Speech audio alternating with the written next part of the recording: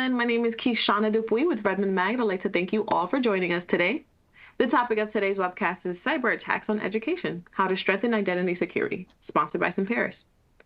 Purpose-built for securing Active Directory, Semperis delivers first-of-its-kind solutions to address the entire life cycle of a directory attack, from finding and fixing security vulnerabilities, intercepting privilege escalation and persistence, and quickly responding to ransomware and other data integrity emergencies. Before we begin, I'd like to cover a few housekeeping details. We will have a Q&A session at the end of today's event, so please type any questions you have into the Q&A box at any point during the presentation. Semperis has provided us with great resources on the right-hand side of the screen, so please take a moment to check those out. And today's webcast is being recorded, so keep an eye out for the link in your email to rewatch or share with a colleague. And now I'd like to introduce you all to our speaker.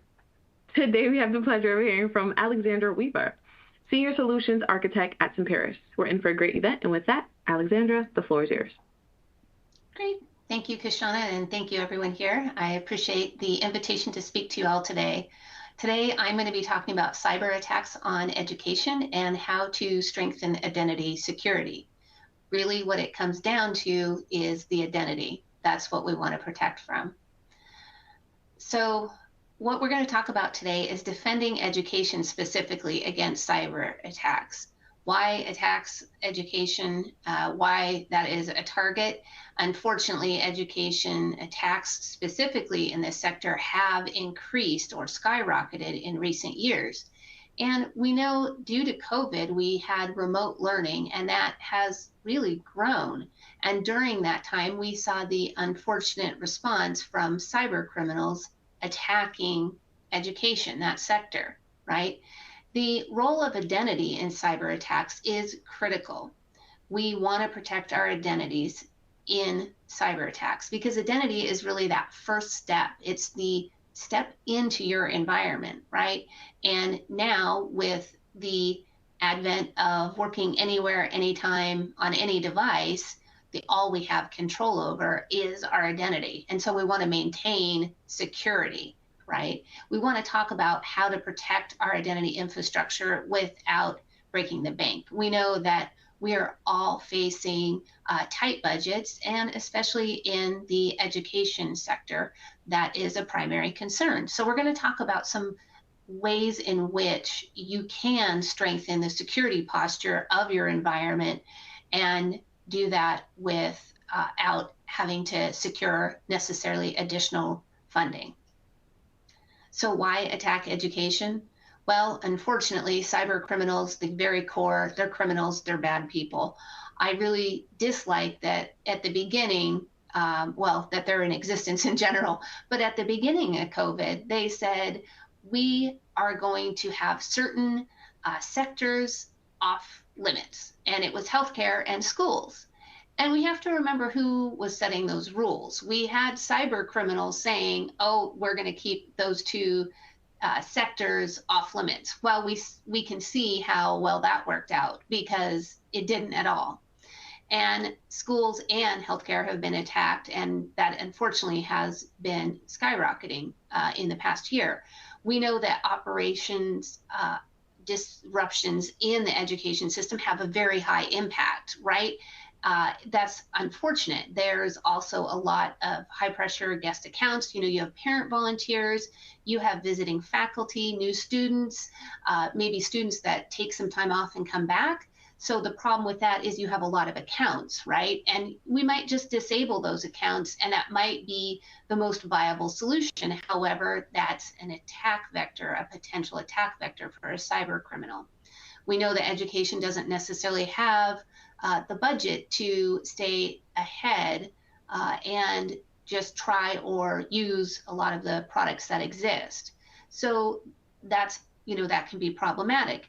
There's also opportunities for multiple levels of attack. So you see extortion, not just with the school district, but with the parents, with the students, maybe with other competitors, right? All of that stolen data is very valuable. It's generally very personal. So it's worth a lot of money to not only the students, the parents, the schools, the educators, right? So you can see how the cyber criminals can take advantage of that.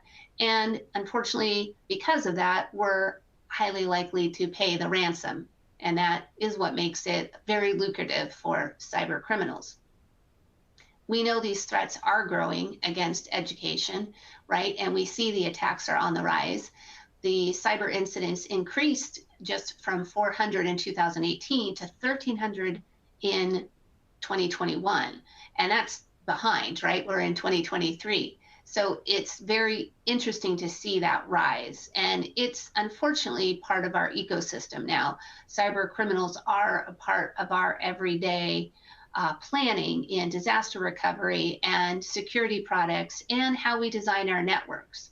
We know that 29% of surveyed schools and district members have been a victim of a cybersecurity incident, whether that's a data breach or ransomware. And unfortunately, this has impacted several different universities and colleges, and even closed some colleges this past year. Again, we spoke to why education is being specifically targeted. It's, high profile and high disruption. And that's ultimately what cyber criminals are after. They really want to disrupt, right, and cause damage to the infrastructure. And with online learning and the wealth of information that schools hold, that's unfortunately a very good target because it has all of that data, right? Personal, financial, everything. We talked about, PI here with financial addresses, social security number, everything to identify that user and those students. And it's more than just one record, right? You have a student with parents and authorized people to pick up and volunteers, you have their data. So one record doesn't mean just one piece of information. It, in this case, can mean multiple. And that's, again, lucrative. And unfortunately, education sector hasn't been able to stay, as modernized as I'm sure they would like. So that becomes a little bit easier of a target. And again, they are more willing to pay the ransom. And it does make logical sense when you, or maybe emotional sense when you think about it, but not necessarily logical because, you're making a deal with the devil. That person, that criminal is still going to sell your data, regardless if you pay or not. And there is that opportunity of multi-level attacks, right? We spoke of that just a minute ago on, the teachers, the students, the parents, the volunteers, all the associated workers. You can take that and keep charging and charging, unfortunately, multiple times, and they make more money.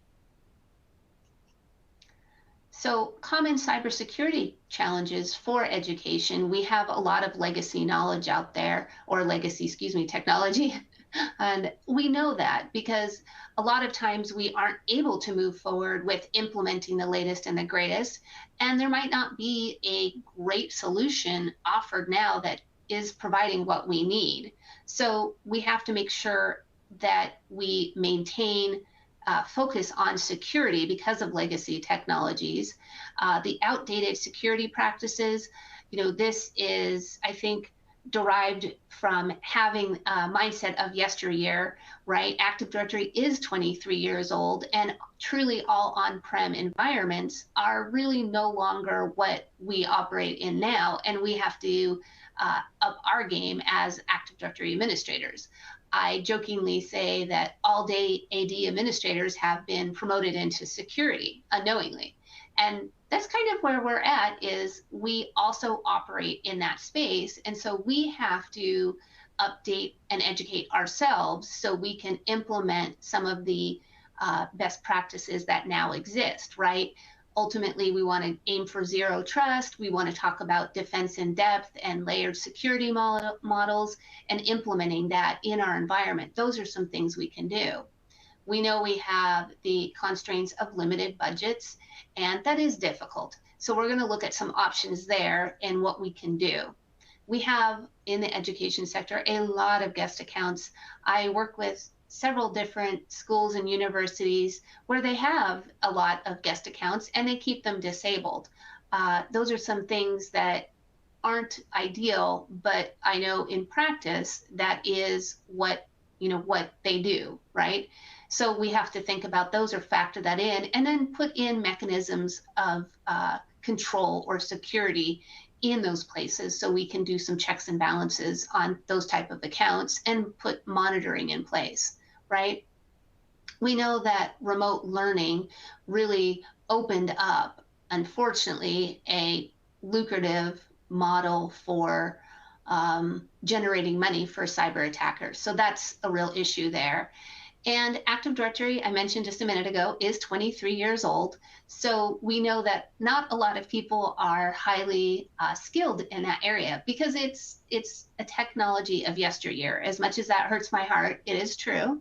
And so we lack that expertise in that field. And so we need to look at what we can do when we don't necessarily have the expertise in those spaces, in those technological spaces. So cyber attacks are malicious and deliberate. And what is interesting about that is in some cases, they can actually, people that have been impacted by a cyber event are just innocent bystanders. There was Maersk years ago where they were the unfortunate bystander of NotPetya. So there are unfortunate cause and effects of the geopolitical landscape. I'm trying to see animation. Let me see. That I didn't test. So I'm not sure how to make the animation in this work, but one of the things that this talks about is the different cyber attacks, phishing, botnets, things of those nature. And that kind of comes back to identity is the core of all of this, of protecting our identities. There we go. So phishing emails, that's still the most common, the most pervasive way to gain foothold into an environment. Exploiting system vulnerabilities. Unfortunately, we're always going to have those, and we don't want to, but that's where patching comes into play, and staying on top of that is really something we all need to do. Be very diligent in that space. Botnet and malware, we're seeing an increase in malware. Last year, there was 3 new variants, 0-day exploits. Unfortunately, that's always going to be a part of our ecosystem. And so again, that comes back to, being aware, maintaining, industry best practices, making sure you're up to date, and password attacks. Passwords are the bane of every AD administrator's existence. We're kind of stuck in this state until we, of being concerned about them and struggling with friction from users until we get to a passwordless state, right? But until then, what can we do? We want to look at, MFA, multi-factor authentication. We want to look at maybe increasing the strength of passwords, but maybe reducing the frequency to reduce the frictions between end users, right? We ultimately want to make it easy for our end users, but also protect our Active Directory environment. And ransomware is the unfortunate, attack on your environment and the exfiltration of data and encrypting that and then demanding money and payment. So, ransomware is an unfortunate business model that is part of our ecosystem. There are, the single extortion, the double, where you go to just the company, then you go to the users, then you go to your competitors. So the cyber criminals are in this for money. It's unfortunately lucrative. So the role of identity in cyber attacks, I really dislike this quote. And I think the main reason is because it's so true. Attackers don't break in, they log in. So the very first step of a cyber attack is logging in. It really is the access of to someone's identity, stealing their identity and that information. That's the foothold that cyber criminals need into your environment. Ultimately, what we want to do as AD administrators is protect the identities. We know it's fundamental to an organization's security and operational resilience. We know that most cyber attacks start with that identity compromise. That's the very first step of this. We know that we want to mitigate the risk. And so what this requires from us is ITDR solutions, the identity threat detection and response solutions that are going to help us as AD administrators protect our environment and keep it tight. And finally, identity depends on Active Directory. It is a 23-year-old technology, and it is always the target. And most corporations are still running Active Directory. We know that it is here to stay, whether now you have Azure AD, Entra, we will still have this, whether it's the hybrid or on-prem. It isn't going away. We've inherited it.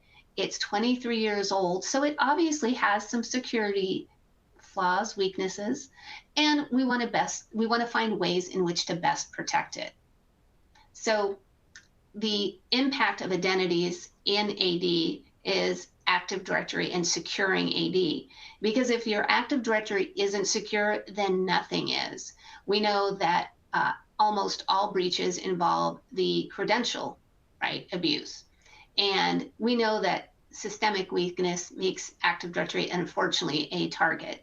Again, it is 23 years old, and when it was developed, in its defense, Mimikatz wasn't even developed, and so it didn't and doesn't know how to protect itself from that. Some of the activities the Swiss Army knife of hacking, Mimikatz, developed was really ultimately for testing. It was for good, but now it's used for bad, but they mimic legitimate behavior in your environment. So now we need to monitor for that, and we need to have solutions in place that can monitor for that and alert us to that.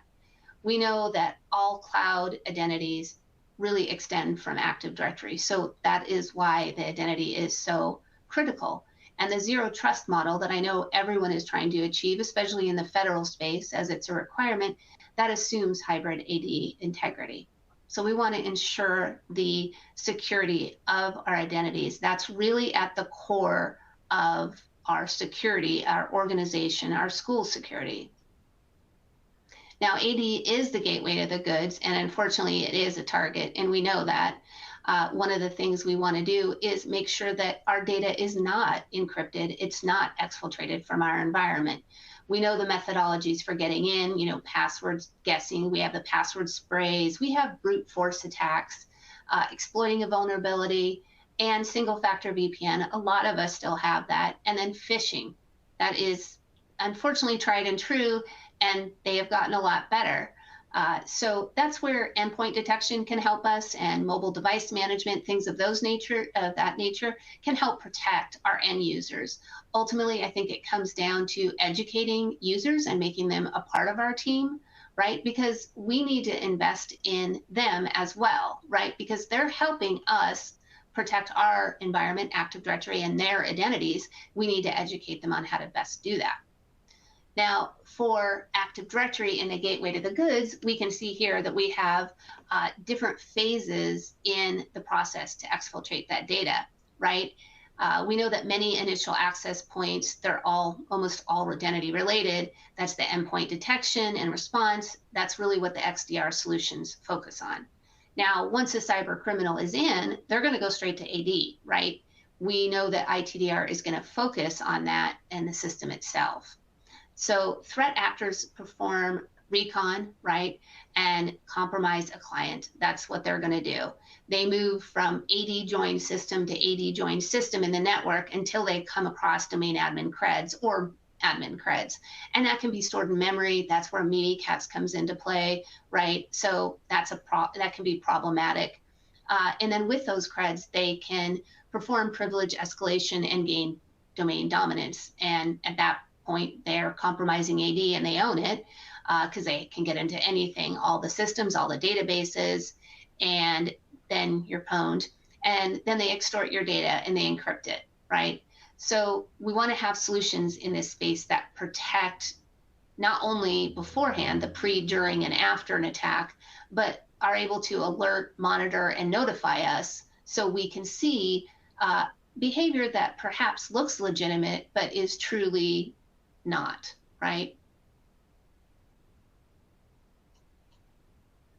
So I'm not sure if folks have heard of the CISA. It's a great organization. It's a governmental organization, and they provide checklists, which is really very handy. It's the I always have to read this one. It's the Cybersecurity and Infrastructure Security Agency. It's a mouthful, but it has guides and resources and even tips for education to test their backups, their processes, and develop checklists, right? It's kind of the first step in getting these questions and a test plan together, right? We want to make sure that folks are performing and testing their backups.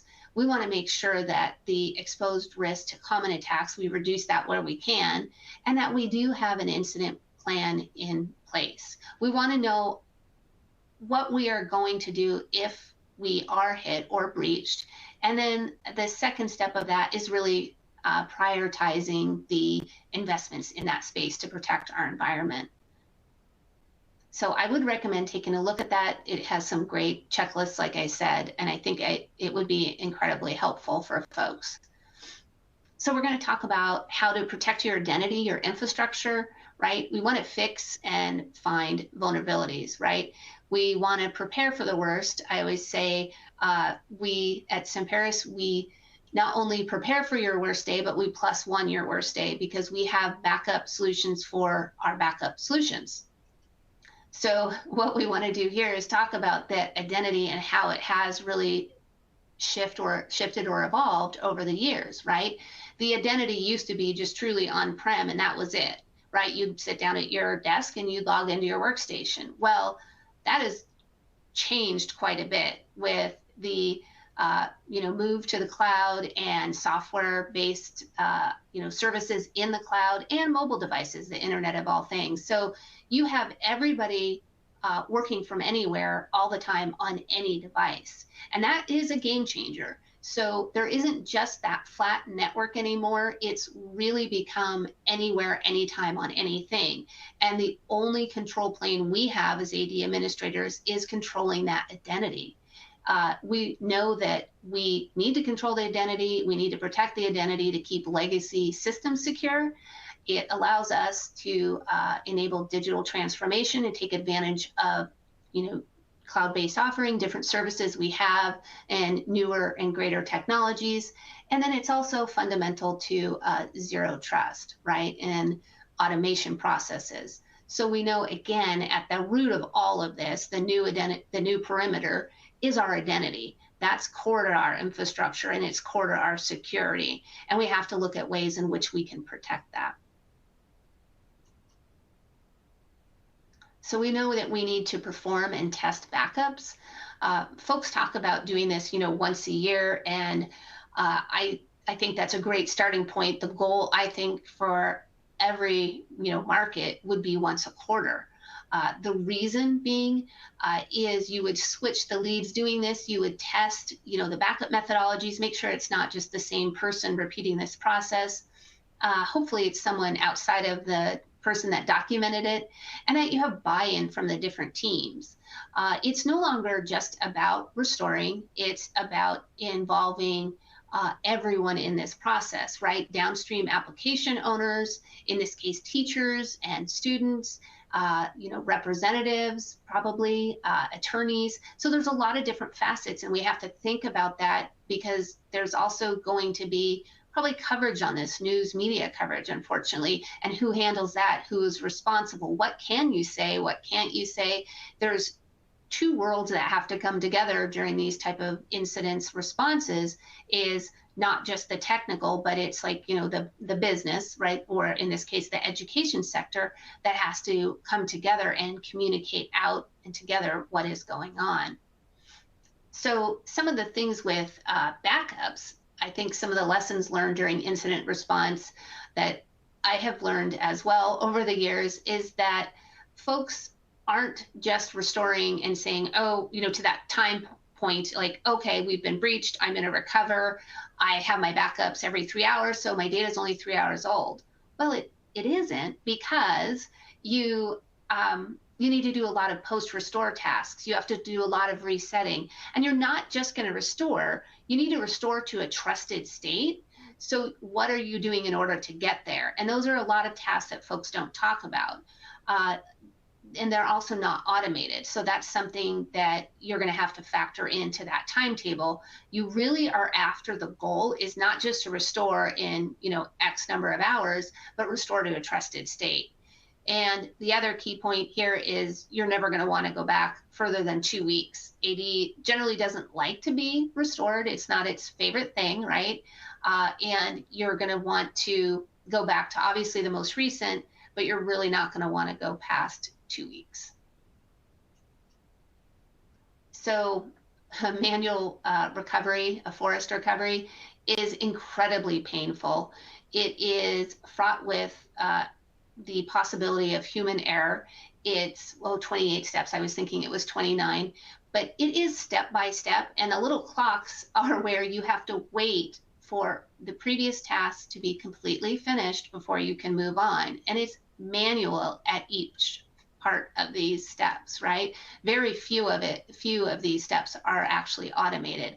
And that is impactful, right? Your time to recovery increases exponentially when you have multiple environments, multiple forests, and you're doing manual recovery.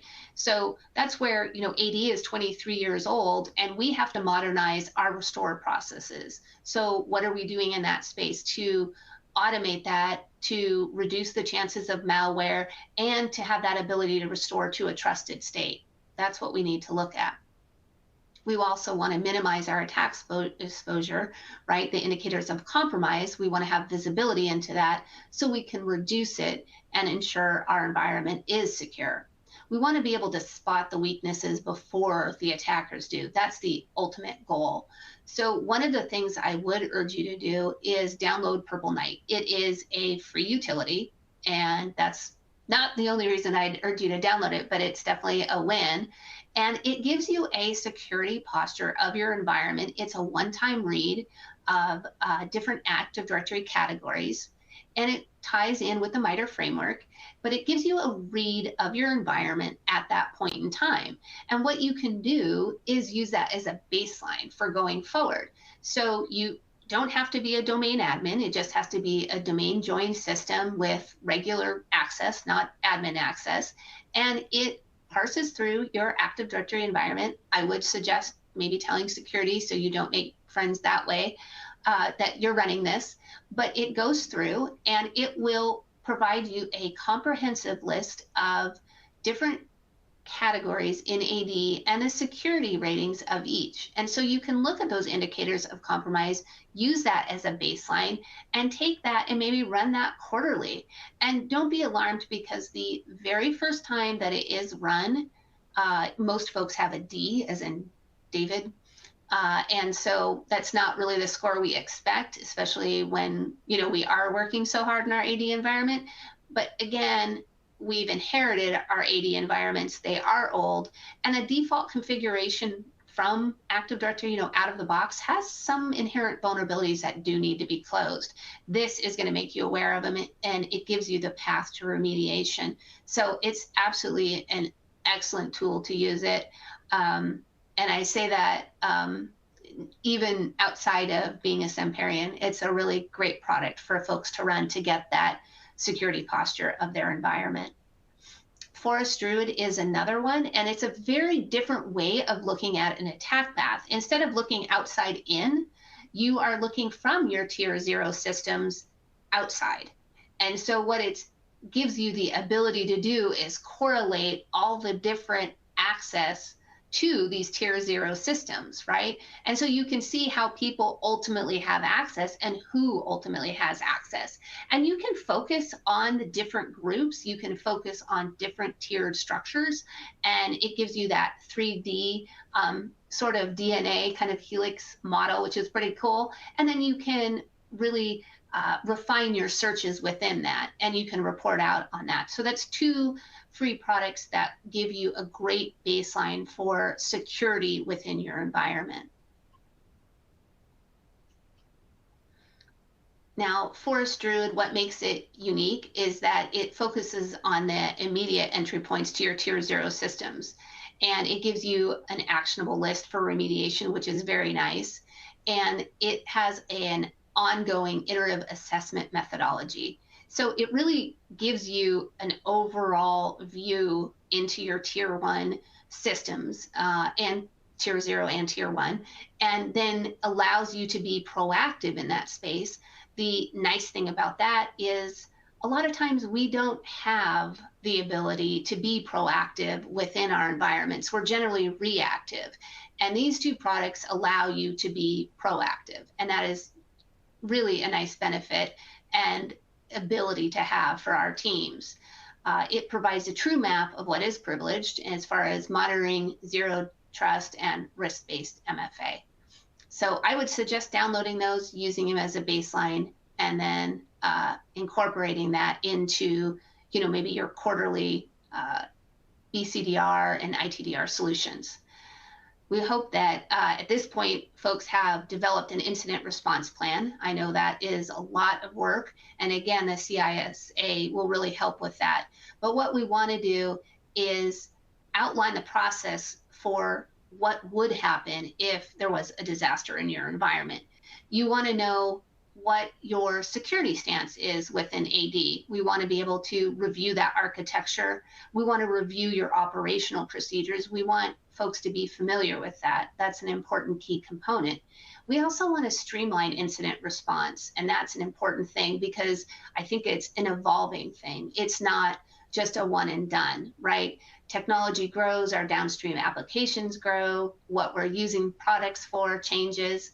We need to have visibility into our own systems, and we need to see those IOEs, the indicators of exposure, and the IOCs, the indicators of compromise.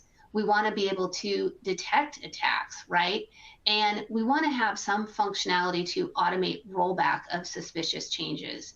That's a key thing for AD administrators.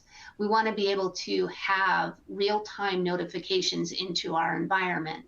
That's a key way in which we can protect our environment. And I think it's critical. We need to have solutions that allow us to be proactive. We no longer can sit in that space where we are reactive. We don't have that luxury anymore. We know that education is being specifically targeted by cyber criminals. And so we have to stay a step ahead. And we know that any impact to our Active Directory environment can have a devastating ripple effect in our network. So what we want to do is prioritize cybersecurity projects. Ultimately, what we want to do is secure and protect our identity. That's the key. So we want to take advantage of funding and free resources. I mean, who doesn't? So that's where Purple Knight and Forest Druid comes in. And then the task list, the checklist, and some of the tabletop exercises that the CISA has. I think that's a great starting point. And then getting all your teams at the table, right, to discuss what will happen. I think that's really critical. There apparently is government funding that's coming in the next couple of years. I am not super familiar with that. I did read about it, but not sure what that entails. But I like the idea of supporting the education sector. So apparently there is a proposed initiative for $200 million over the next 3 years. And I hope that really comes to fruition. It would be nice to see. That's something to watch for as well. And then AD modernization. This is difficult because we're updating something that is 23 years old, but it is time, right? We want to reduce the attack surface within Active Directory. We were talking just a minute ago about some of those default configurations. So one of them is the ability to add 10 machine accounts to the root, right? And that's just at default. That's Microsoft set that. Well, that's not really all that safe. That should be removed. So that's one thing right off the bat. You know, if you run Purple Knight, it will tell you that you still have that set. You want to go back in and look at the root of your domain. Is that really set? And if it is, you want to remove it because that's a vulnerability. I know we still have 2012 R2 and 2012 just out there, even though it's about to be end-of-lifed. But it is still out there and running, and we want to try and get rid of that. We want to take this time to try and upgrade and also maybe reduce that domain controller if we can. Like, do we have 4 DCs out there, domain controllers, and one of them is a 2012 R2? Can we reduce that? Can we handle 3? That might be something to consider.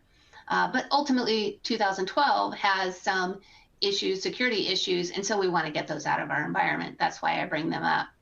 We want to look at the option for consolidation. Are we able to do that in a multi-forest environment? That obviously is a larger attack service. So are we able to consolidate? That might be something we can look at.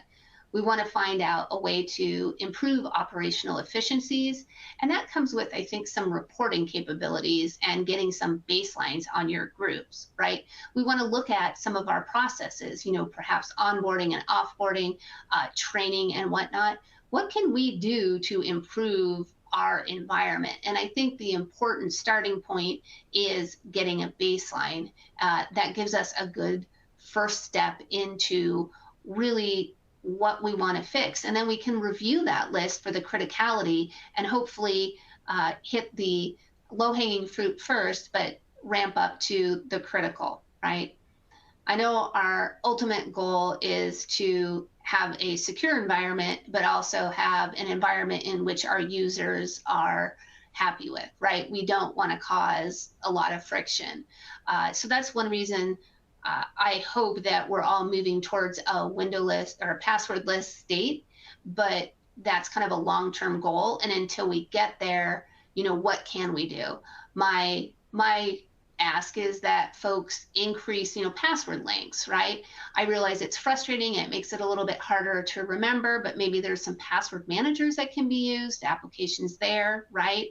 And then reduce the frequency in which users have to change their passwords. So things to think about. Some security considerations during a migration or a consolidation. You want to make sure that the destination forest where you're going to be importing into is obviously secure and more secure. You're going to want to integrate the appropriate governance. So you have rules and regulations set up and some sort of agreements and adherence to this. And then you want to have automated tools with those built-in security capabilities, right? That will help you keep the environment tight. And we're talking here about the tools I mentioned earlier, Purple Knight and Forest Druid. And we have the Hybrid Identity conference that just happened, I think, last month. Yeah, last month. And the folks that are there from the tech side, they have over 100 years of Microsoft MVP experience. And that is one of the things that Semperis brings is the powerhouse of who's who in Active Directory. And one of the things I do want to call out is that even if you aren't interested at this point in time or able to look at our solutions, still, again, Purple Knight and Forest Druid are free, but we have a couple other offerings, Directory Service Protector, DSP, and Active Directory Forest Recovery. If you were to be breached, you don't have to be a customer in order for us to assist you in a cyber attack. So we truly are a force for good. And you can call us, and these are some of the folks that are on the incident response team. It is absolutely incredible, the wealth of knowledge that we have here. So it's a great team to be a part of. All that to say, those are the folks that are going to be assisting, and the Restore is really a two-pronged approach. We are going to work with you and your folks and every possible, anyone you have on staff and any logs and analytics, any sort of data you can get us, and find out who, when, and where. And then we're also going to take a look at restoring and the options for that. So all of that comes into play. And then this is my LinkedIn QR code. I am slow to respond, but I do respond to LinkedIn chat. So please feel free to reach out. So we can chat more about this. And let's see, the last slide I think is a thank you slide. And then another plug for Purple Knight.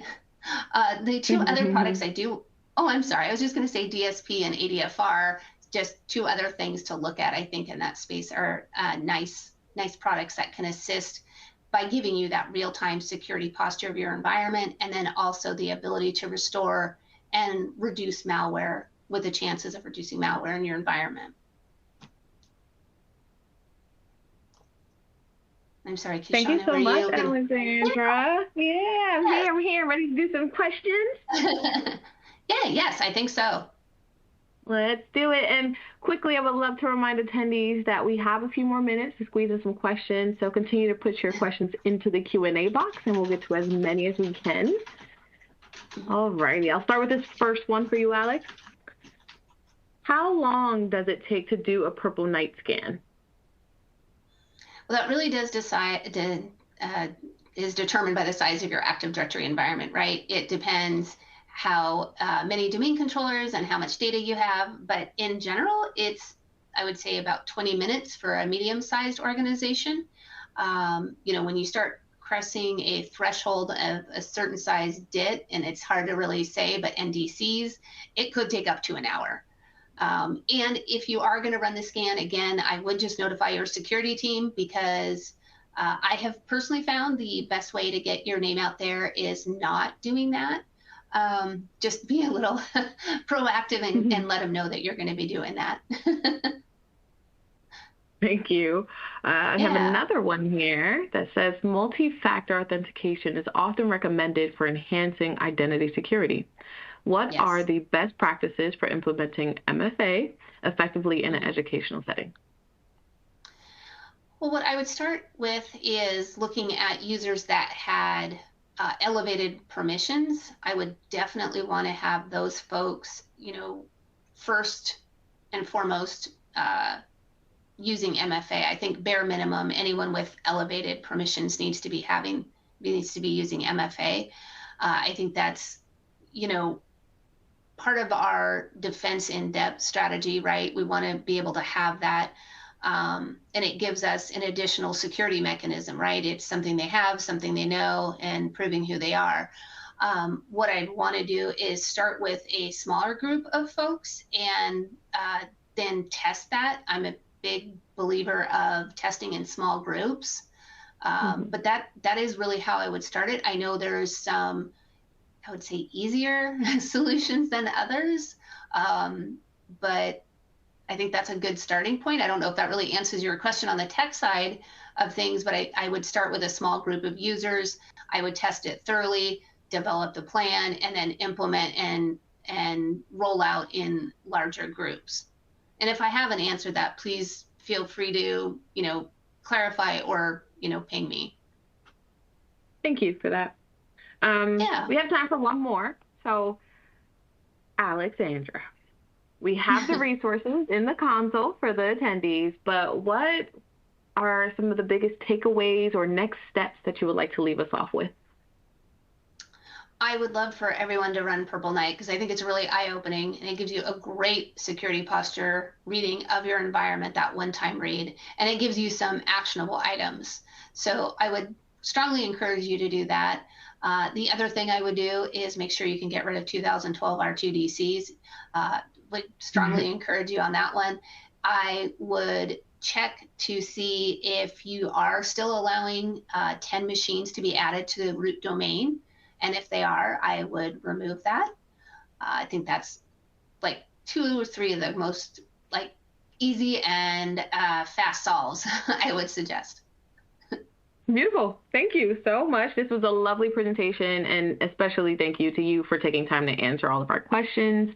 Again, everyone, we've run out of time, but if you have more questions, continue to put them in. Alex was also lovely and left us with her LinkedIn QR code right here, so I'll put that up for everyone, of course. But yeah, also thank you to attendees for taking time to be with us today. And this has been sponsored by Semperis and presented by Redmond Mag. Don't forget to check out those resources, and I hope you all have a great day. Thank you, folks. Bye. Bye-bye.